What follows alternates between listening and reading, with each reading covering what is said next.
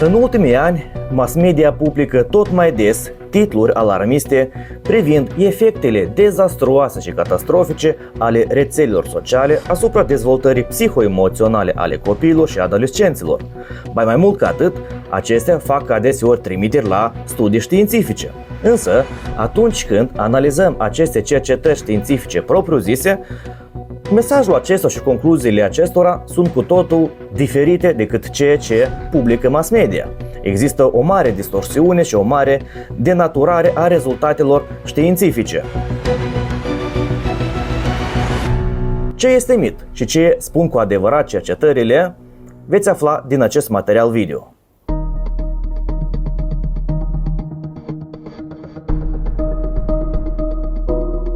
Mintea de la mijlocul secolului al XXI-lea ar putea fi aproape infantilizată, caracterizată de perioade scurte de atenție, senzaționalism, incapacitate de a empatiza și un simț al identității fragil. Ceea ce prezic eu este că oamenii vor ajunge să fie ca niște copii de 3 ani, emoționali, predispuși la asumarea de riscuri, cu abilități sociale slabe, o identitate de sine fragilă și o capacitate redusă de concentrare. Susan Adele Greenfield, neurocercetătoare britanică de top, profesor emerit de farmacologie la Universitatea din Oxford, membră a Camerei Lorzilor, deține 32 de titluri onorifice acordate de universități din Marea Britanie și din străinătate. Autoare a peste 10 cărți în domeniul neuroștiinței.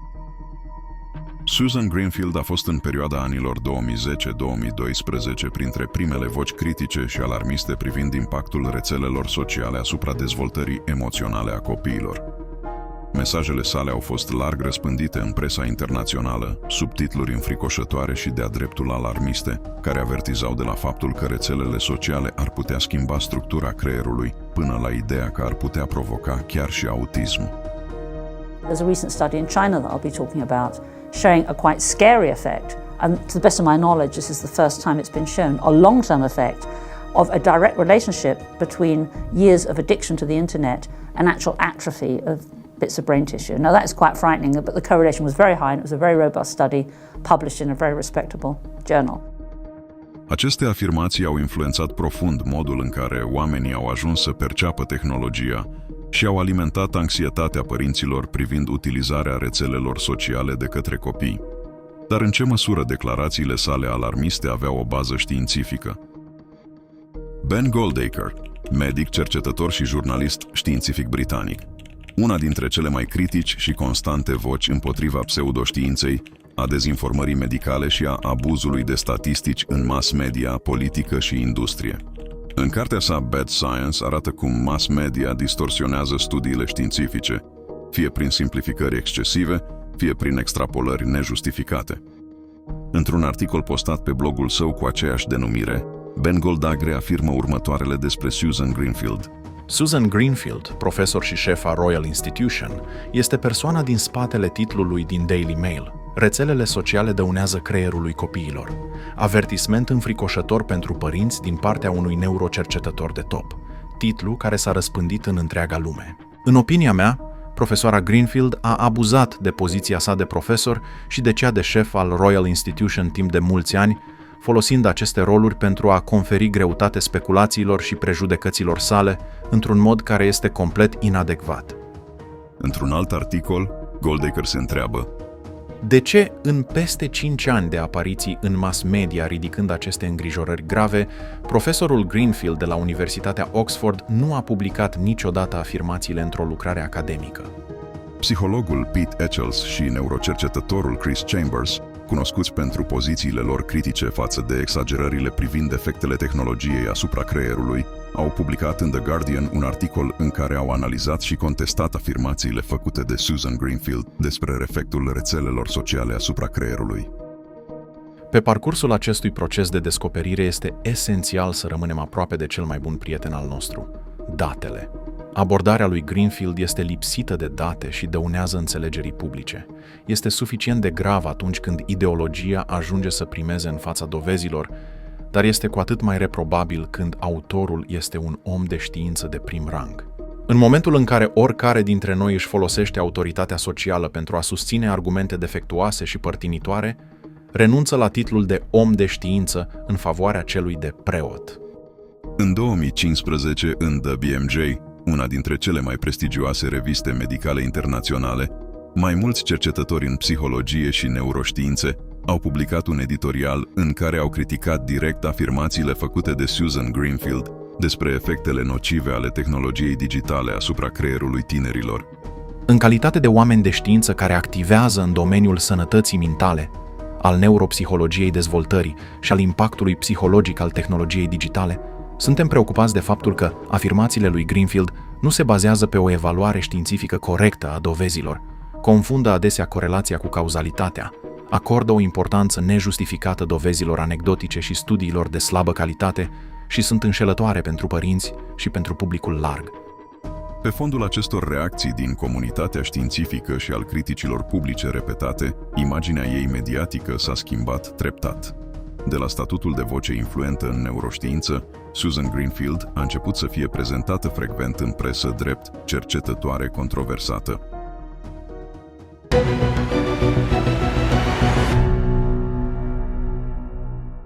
Oare cum este posibil ca un om de știință de top să afirme asemenea declarații alarmiste și nefondate științific?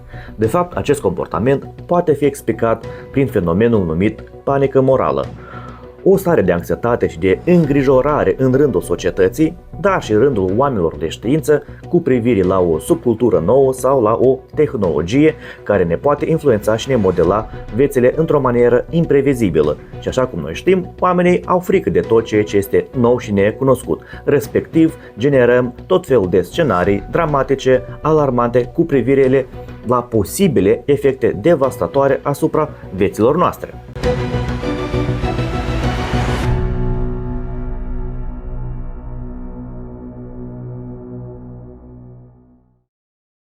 Panica morală este un fenomen social prin care o societate ajunge să creadă că este amenințată grav de un grup, un comportament sau o tehnologie, într-o măsură mult mai mare decât arată realitatea. Conceptul a fost formulat de sociologul Stanley Cohen, care a observat cum conflicte minore între grupuri de tineri din Marea Britanie anilor 60 au fost prezentate de presă ca semne ale unui colaps moral iminent. Cele două grupuri erau Mods și Rockers. Cohen recunoaște că Mods și Rockers au avut unele încăierări, însă acestea nu erau diferite de încăierările nocturne care aveau loc între alți tineri în anii 50, în situații precum după meciurile de fotbal. Dar mass media au dramatizat evenimentele, sugerând o degradare a națiunii. Mecanismul este relativ același. Apare un fenomen nou sau slab înțeles, o subcultură, o nouă tehnologie, un joc video sau o platformă digitală. Urmează câteva incidente negative izolate, apoi mass media amplifică aceste cazuri, le repetă, le dramatizează și construiește o narațiune de tip epidemie. Se creează ceea ce Cohen numea folk devils, personaje sau tehnologii considerate responsabile pentru degradarea valorilor sociale. Publicul reacționează emoțional, iar politicienii sau autoritățile promit măsuri ferme. Understand that these are not harmless toys, that they can indeed cause great emotional and other damage to a child. Elementul central este disproporția. Reacția colectivă depășește severitatea reală a fenomenului. Datele sunt puține sau ambigue, dar tonul este apocaliptic. Se folosesc formule de tip niciodată nu a fost mai rău, o generație pierdută sau amenințare existențială. Istoric vorbind, episoadele de panică morală apar recurent, aproape ciclic, și fiecare episod de panică morală încetează în momentul în care apare o nouă tehnologie. În anii 50, benzile desenate au fost acuzate că generează delicvență juvenilă, culminând cu audieri publice în Statele Unite și cu propuneri de a fi interzise. Comic books, the monumental problem confronting your children today. Responsible for a substantial amount of juvenile delinquency and child crime. I think there ought to be a law against them. În anii 90, jocurile video violente au fost prezentate drept cauză directă a agresivității în rândul adolescenților. Deși studiile științifice au infirmat acest lucru, cu toate acestea, existau discuții publice privind interzicerea acestora. We're also repelled, we're disgusted by this material And yet it is a measure of our values in this society that we resist the impulse to do what I think, let me say for myself, I'd like to do. I'd like to be able to pass a law saying you can't produce this stuff anymore. We don't do that because we value our freedoms. But with those rights that the producers of video games in this case have also come responsibilities. Ulterior, televiziunea, internetul, telefoanele mobile și acum rețelele sociale au fost încadrate în narațiuni similare. În fiecare caz, există o problemă reală sau cel puțin o schimbare socială reală. Diferența este că discursul public tinde să amplifice riscurile, să le simplifice într-o relație cauzală directă și să identifice un vinovat clar. Panica morală nu presupune absența oricărei probleme, ci o reacție disproporționată față de magnitudinea și complexitatea ei. Right? So headlines are smartphones rewiring the brain. And again, this isn't a new concern, right? Whether tools are impacting the brain in some way. This is from the New York Times in the 1904, right? Concern that these race car drivers might have a different brain, right? We've seen concern. We see fears about new technologies. We saw this with, right, writing, as people starting to write. This is going to impair our ability to remember things. O panică morală încetează doar atunci când apare o nouă tehnologie și se declanșează noua panică morală, iar vechile îngrijorări sunt deja uitate.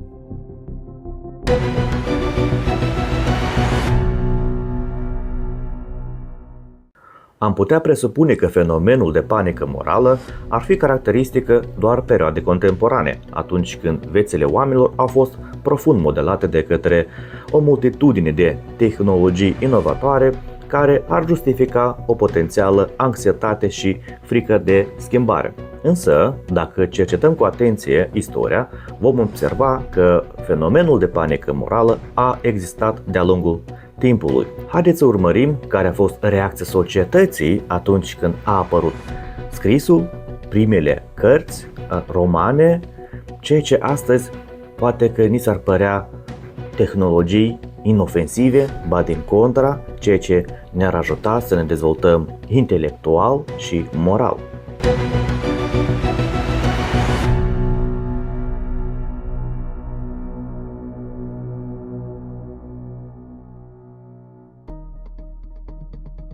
Această invenție va produce uitare în sufletele celor care o învață, pentru că în loc să-și exerseze memoria, ei se vor baza pe semne din afară.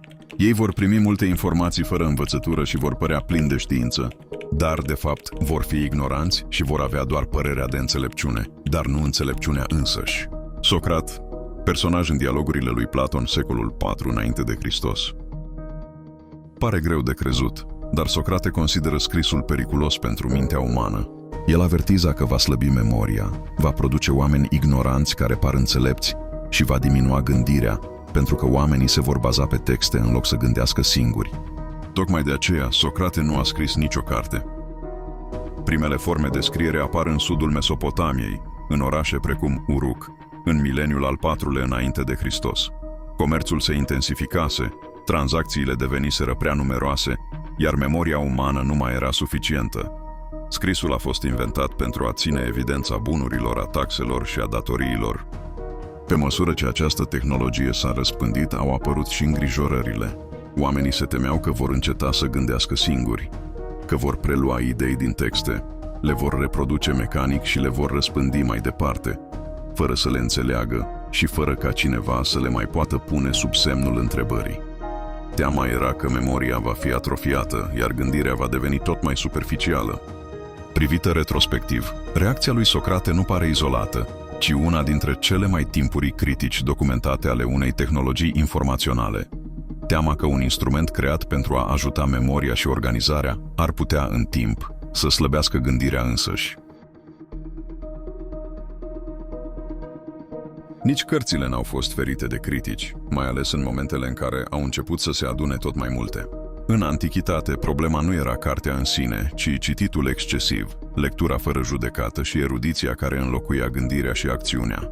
Mulți autori avertizau că acumularea de cărți poate slăbi mintea, poate crea iluzia cunoașterii și poate deveni un refugiu comod, în locul unui efort de a gândi de sine stătător. Filosoful și împăratul roman Marcus Aurelius spunea explicit: lasă cărțile, nu te mai lăsa distras și nu fugi la cărți, avertizând că lectura poate deveni o formă de evitare a vieții și a responsabilității personale. Marcus Aurelius insista că nu ai nevoie de multe idei sau de multe cărți. Sunt suficiente câteva principii simple, legile naturii, ale rațiunii și ale datoriei. Restul devine zgomot care împrăștie mintea și amână acțiunea. Seneca cel tânăr mergea în aceeași direcție, afirmând că mulțimea cărților împrăștie mintea și că nu contează câte cărți ai, ci ce faci cu ele. Când Seneca spune că mulțimea cărților împrăștie mintea, el descrie un fenomen foarte actual. Prea multă informație fragmentează atenția, creează neliniște și slăbește capacitatea de a decide. Nu lipsa informației era problema, ci excesul ei, exact ceea ce astăzi numim anxietate informațională. În jurul anului 1450, în Germania, Johannes Gutenberg inventează tiparnița cu litere mobile, iar odată cu posibilitatea reproducerii rapide a textelor, apare o nouă panică morală. Teama că ideile vor circula necontrolat, vor submina autoritatea religioasă și politică și vor destabiliza ordinea socială. Johannes Trithemius, intelectual și teolog german, în cartea sa De Laude Scriptorum din 1492, critică tiparul dintr-o poziție moral-religioasă. Susține că scrisul de mână este mai sigur moral și spiritual. Afirmă că manuscrisele copiate de călugări sunt mai durabile și mai demne. Avertizează că tiparul încurajează superficialitatea, graba și pierderea disciplinei intelectuale. Panica morală legată de tiparniță nu era despre efecte psihologice, memorie sau degradare intelectuală. Spre deosebire de scrisul de mână, care era lent și controlat de instituții religioase și academice, tiparul permite producerea rapidă a sute de exemplare identice. Autoritățile nu mai pot controla ce se tipărește, cine tipărește și unde ajung textele. Pamflete religioase și politice circulă fără aprobare, iar ideile se răspândesc mai repede decât pot fi cenzurate. Panica nu vizează tehnologia în sine, ci pierderea controlului asupra discursului public și a autorității tradiționale. Ajungem în secolul al XVIII-lea, unde apar primele romane, un tip de literatură nu pentru educație, ci pentru plăcere. Lectura devine o activitate intimă, repetitivă, orientată spre emoție și identificare personală. Succesul romanului Pamela din 1740 de Samuel Richardson a declanșat începutul unei noi panici. Forma epistolară și accesul direct la viața emoțională a personajului sunt considerate periculoase pentru cititor.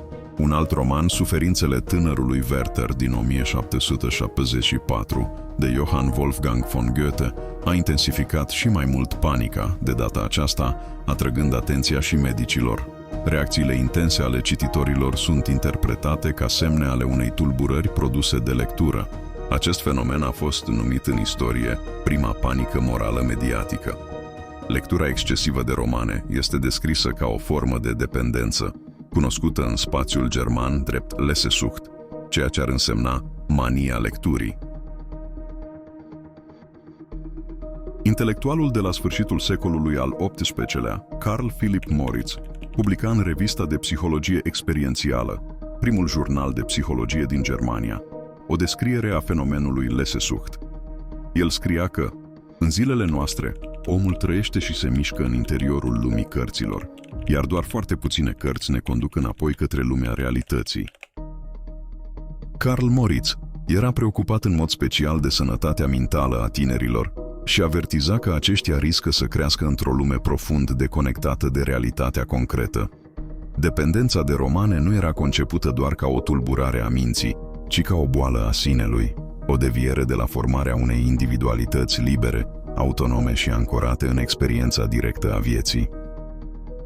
Această caricatură de presă datează din anul 1863 și poartă titlul Dădaca dependentă de lectură. Imaginea este sugestivă pentru discursurile vremii despre daunele romanelor, și anume ruperea de realitate, neglijarea responsabilităților și consecințele concrete ale absorpției în lectură. În imagine observăm cum copilul este literalmente lăsat să cadă din căruță. Conceptul transmis de această imagine este izbitor de similar cu caricaturile contemporane care îi reprezintă pe oameni înghițiți de telefoane și rețele sociale, rupți de realitate și de cei din jur.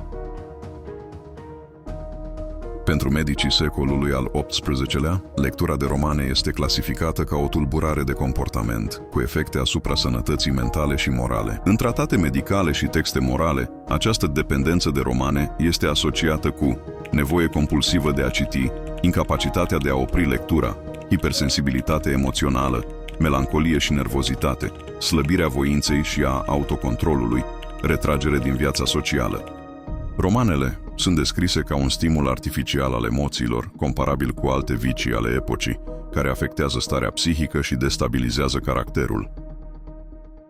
Diction is old tones, but nonetheless he got it. The driver, you know, he's very calmly eating his lunch. Persons who listen to the radio from dawn to dusk suffer from the disease radio perpetuum, a slow but sure softening of the brain, Rev. James Trimble Marshall, Jr., declared yesterday at the Church of the Good Shepherd in Norwood. Marshall advised radio addicts to hearken to less strident voices that speak only to the soul. Radio Perpetuum. Așa era numită în anii 30, o presupusă boală a celor care ascultau radio de dimineața până seara. Nu era un diagnostic medical oficial, ci un termen alarmist, folosit de presă, medici alarmiști și pastori, pentru a descrie o înmuiere lentă a creierului, adică o slăbire progresivă a funcțiilor mentale considerate esențiale, atenția, voința, capacitatea de concentrare și gândirea critică. Se credea că expunerea continuă la vocea radioului produce o stare de pasivitate, că mintea devine receptivă, dar nu activă, că ascultătorul nu mai gândește, ci doar primește. Argumentul era că radioul nu stimula intelectul, ci îl obișnuia cu efort minim, gânduri livrate din exterior și cu idei preluate fără reflexie. În articolele cu tentă medicală sau pedagogică, radioul era acuzat că provoacă oboseală nervoasă, iritabilitate, tulburări de somn și dificultăți de concentrare. Copiii care ascultau prea mult radio erau descriși ca devenind agitați, neatenți la școală și incapabili să-și mențină disciplina. Important este că aceste avertismente nu erau prezentate doar ca opinii, ci erau susținute prin apeluri explicite la cercetări, rapoarte și observații științifice. Articolele citau studii din psihologie și pedagogie, observații ale medicilor școlari și concluzii ale educatorilor, care afirmau că expunerea prelungită la radio supra-solicită sistemul nervos, mai ales la copii și adolescenți. Radioul era astfel încadrat nu doar ca o problemă culturală, ci ca un factor de risc pentru sănătatea mentală, capabil să producă dereglări emoționale și cognitive măsurabile. Panica legată de radio ajunsese la un asemenea nivel încât în dezbaterile publice și educaționale era discutată deschis chiar și posibilitatea interzicerii sau restricționării a ascultării radioului de către copii. Ideea nu apărea doar în presa populară, ci și în publicații academice de educație, unde se punea problema dacă protecția copilului nu ar justifica măsuri radicale asupra accesului copiilor la radio.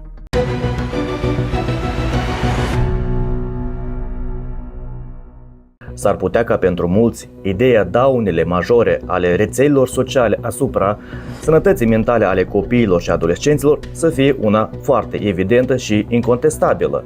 Foarte mulți psihologi o confirmă. Bunul nostru simț pare să ne dea dreptate și toate observațiile noastre cotidiene. Dar bazându-ne exclusiv pe observațiile imediate, am putea afirma cu aceeași ușurință că pământul este plat. Ori de fapt, lucrurile sunt cu mult mai complexe și departe de a fi înțelese pe deplin. Rămâne așadar o întrebare esențială. Există un consens științific, un verdict clar despre daunele rețelelor sociale asupra sănătății mentale ale copiilor și adolescenților? Răspunsul este unul foarte simplu.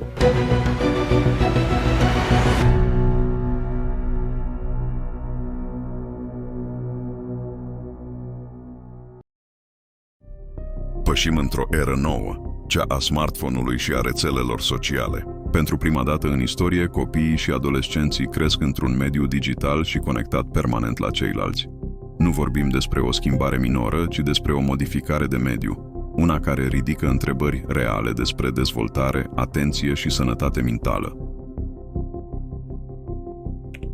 Jonathan Haidt, psiholog social american, profesor la New York University, studiază psihologia morală și comportamentul social, autor al cărților The Righteous Mind și The Anxious Generation, voce influentă în dezbaterea publică despre copii, tehnologie și sănătate mentală.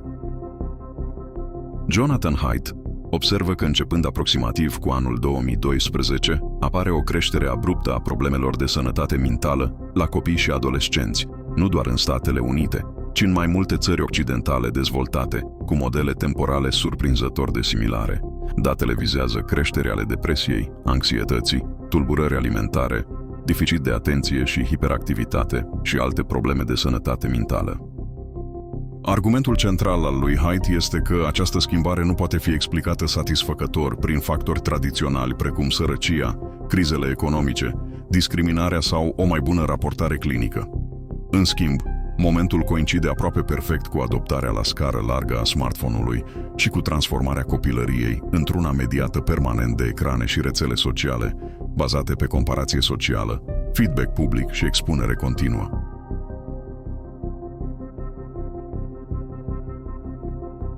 Haidt susține că smartphone-ul nu este doar un ecran în plus, ci un mediu de dezvoltare complet nou, care a înlocuit jocul liber, explorarea fizică și interacțiunea socială directă, afectând maturizarea emoțională, reglarea atenției și toleranța la stres. Bineînțeles, accentul cade pe efectele cumulative ale utilizării constante, nu pe episoade izolate de consum digital. Prin cărțile și articolele sale recente, în special The Anxious Generation, publicată în 2024, Haidt devine una dintre cele mai influente voci în dezbaterea globală despre copii, tehnologie și sănătate mentală. Ideile sale au avut un impact real asupra discursului politic și educațional, fiind frecvent invocate în justificarea unor măsuri restrictive privind accesul copiilor la smartphone-uri și rețele sociale. Deși Haidt nu formulează politici publice în mod direct, argumentele sale sunt citate în dezbateri legislative și rapoarte guvernamentale, inclusiv în contextul deciziilor recente ale unor state precum Australia și al altor țări care discută despre limitarea sau interzicerea accesului minorilor la rețelele sociale. Astfel, Haidt se poziționează nu doar ca cercetător, ci ca un actor central în una dintre cele mai importante controverse contemporane legate de interzicerea rețelelor sociale pentru copii și adolescenți. În cartea sa The Anxious Generation, Haidt propune 4 reguli fundamentale privind controlul telefoanelor și care au devenit temelia multor inițiative legislative din mai multe țări. No smartphone before age 14 for high school in the United States, but age 14. No social media until age 16. Social media is wildly inappropriate for children. Talking with strangers, getting addicted. The third norm is phone-free schools, and that's happening around the world at lightning speed. If you're listening to this podcast and your kids go to school where you can text them during the day, your kids are not getting nearly as good an education as they could if they could be fully present in school. And the fourth norm is far more free play and independence in the real world. Conștient de lunga istorie a panicilor morale legate de noile tehnologii, Haidt subliniază că, deși scepticii au avut dreptate în majoritatea cazurilor din trecut, de această dată datele indică o ruptură reală, care nu mai poate fi explicată ca o simplă panică morală. Generations past would say, oh, kids watch too much television, it's rotting their brains. And then maybe a generation later it's like, oh, they worry too much about that. Could this just be that? You know, it's rotting their brains, but it's just, you're an old fuddy-duddy, Jonathan, is what I'm saying. Yeah, in theory it could, and that is the main argument against me, that this is just another moral panic. But let's look a little closer. It is up to me to show that this time is different. I think I can do that. First, in previous moral panics, you didn't have a sudden, instantaneous, international collapse in anything. But in this you do. And there's no other way to explain why mental health goes haywire, not just in the US, but in Australia, New Zealand, Scandinavia, many, many countries.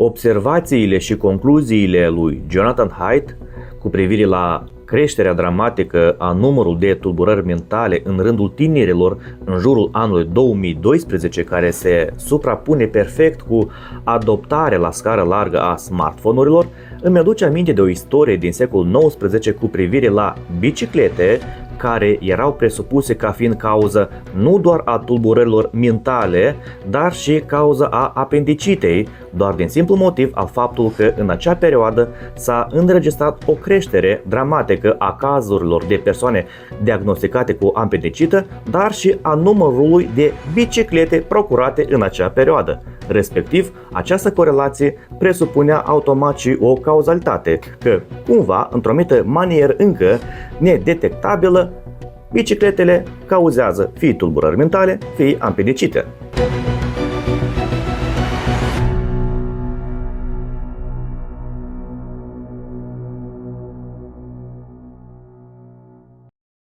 Candice Odgers, profesor de psihologie la University of California, Irvine, co-director la Child and Brain Development Program, Canadian Institute for Advanced Research, cercetătoare în domeniul impactului tehnologiei digitale asupra copiilor și adolescenților, recunoscută de Clarivate printre cei mai influenți cercetători din lume.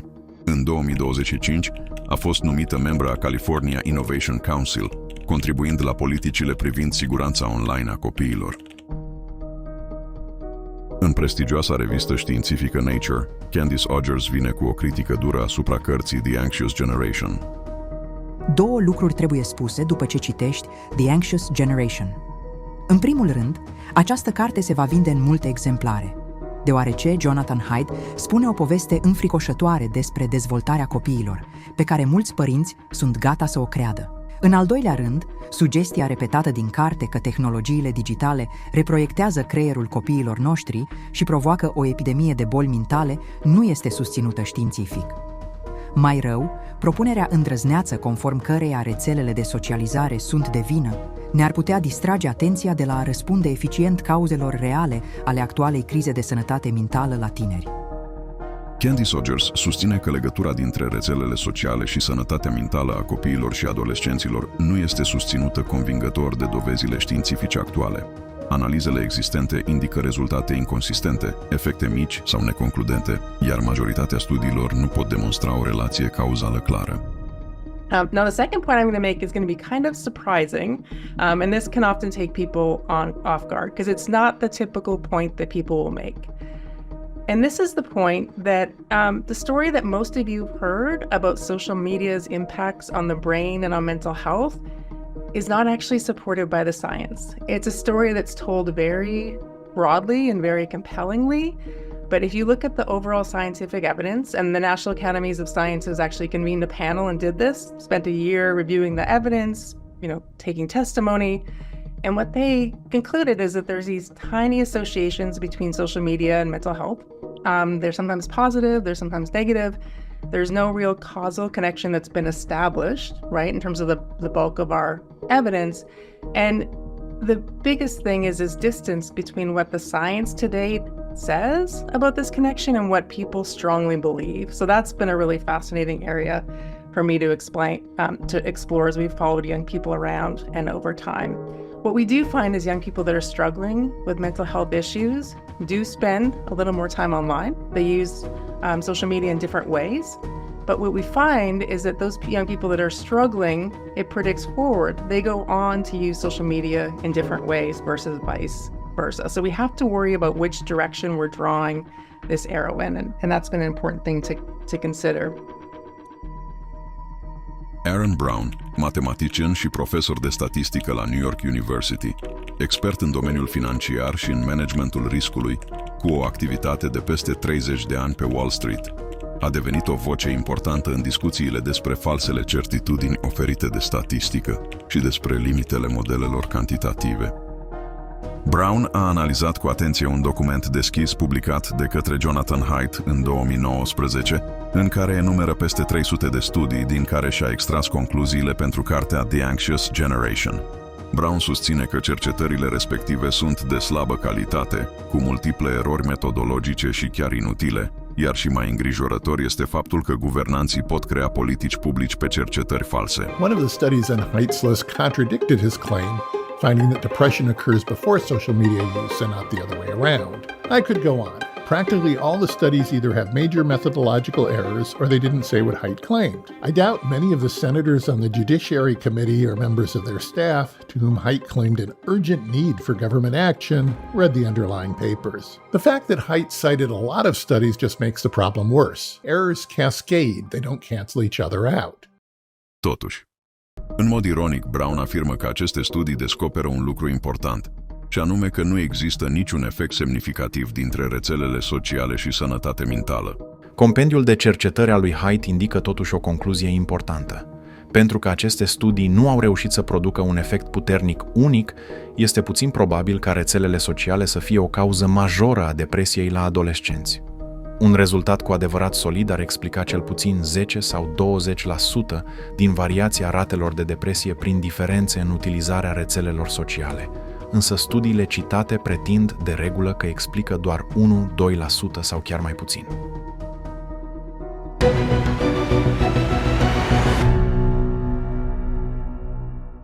Așadar, revin la o întrebare de la început. Există un consens științific privind impactul rețelelor sociale asupra sănătății mentale la copii și adolescenți? Răspunsul este unul simplu și clar.